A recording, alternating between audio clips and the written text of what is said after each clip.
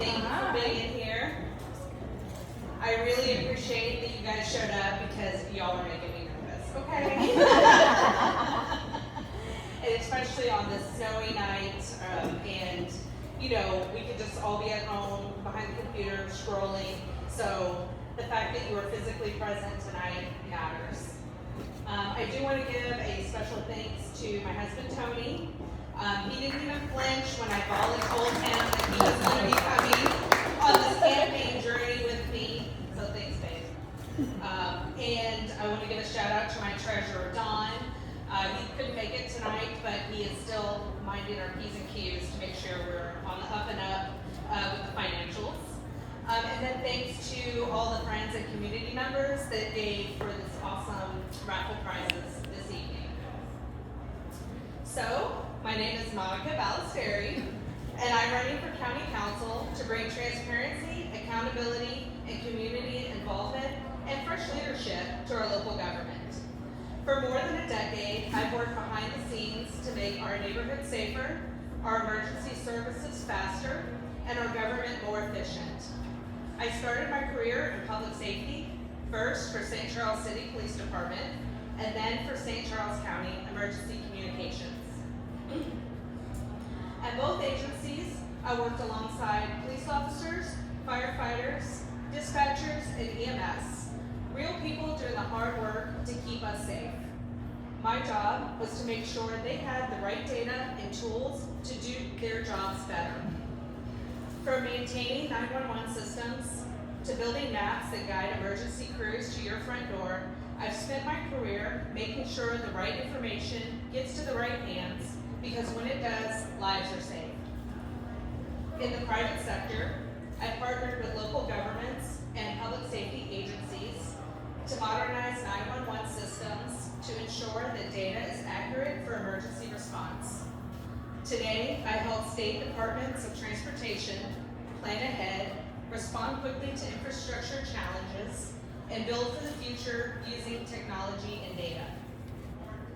But you know, honestly, I didn't always care about politics. I voted in presidential elections, but beyond that, I mostly tuned it out. This campaign kickoff is proof of how far I've come and why I now believe that everyday people can step up and make a difference. But this shift, it didn't happen all at once. In my mid-20s, my close childhood friend, Ryan, asked me a question I'd never heard before. What's your voting plan? I didn't even know what was on the ballot, let alone have a plan. It was an off-year election with unfamiliar candidates and unfamiliar ballot measures. On top of that, at the time, my polling place was in downtown Dallas. Traffic, parking, waiting in line, no thank you. But Ryan didn't care. He kept asking, every election for years. His call, my eye roll, and then my reluctant trip to the polls. But over time, something clicked. One year, instead of waiting for Ryan to call me, I called him and said, hey, what's your voting plan? I realized that if people like me weren't paying attention, then a small group of people were making decisions for everyone else, and that should scare all of us. So Ryan had won. His persistence had actually worked. Voting just wasn't a habit anymore. I was paying attention. A few years later, I was working in local government, analyzing the data, and making sure decisions were backed by facts. One day, an analysis I put together caught the attention of an elected official. I had spent quite a deal of time on it, and the data had been checked and double-checked. So I was completely caught off guard by his reaction. Let's just say he didn't exactly give me a round of applause. No, he was furious. Not because the analysis was inaccurate, but because the analysis didn't support his political position, which, to my surprise, he actually said out loud. So right there, in front of my coworkers, he berated me. I stood my ground, politely explained the data, and still got told to scrap the whole thing. The interaction had become something of a spectacle. Coworkers from other parts of the office were coming by to peer around the queues like it was a bad accident. I see some of those people here Other administrators, they were being called to the office. But guess what? They weren't there to help me. No. To quote one of them, burn it, bury it, then bury the shovel you used to get rid of it. I will never forget those words. That day, I got sent home from work early.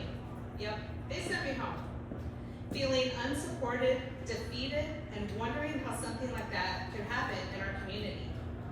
I figured that sort of thing happened at the national level, but right at the local level where I worked, I had so many emotions that day, including feeling proud. Proud that I hadn't caved. Proud that I stood my ground. Proud that I stood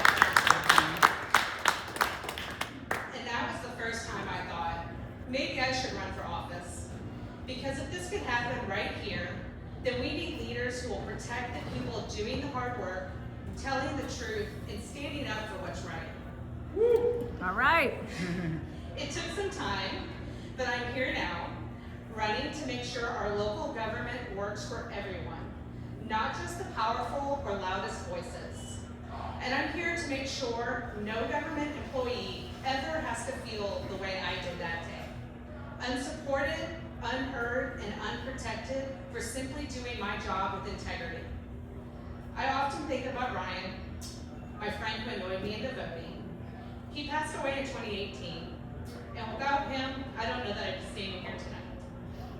So to honor him, I commit to leading with transparency, holding myself and others accountable, and doing everything I can to engage this community, not divide it. This campaign is about bringing people together, stepping away from the screens, talking face to face, and remembering that that person across from you isn't your enemy, they're your neighbor. Because our neighbors are not the problem.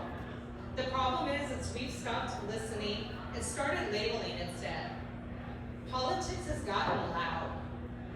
Everywhere you turn, it feels like you're supposed to pick a side, stay in your lane, and never talk to anyone who disagrees with you. And that's exhausting. Somewhere along the way, we begin to think that a yard sign tells us everything we need to know about a person. That one vote explains their values and defines their entire character. But here's what I know about this community. When your family needs help, you don't care about party affiliation.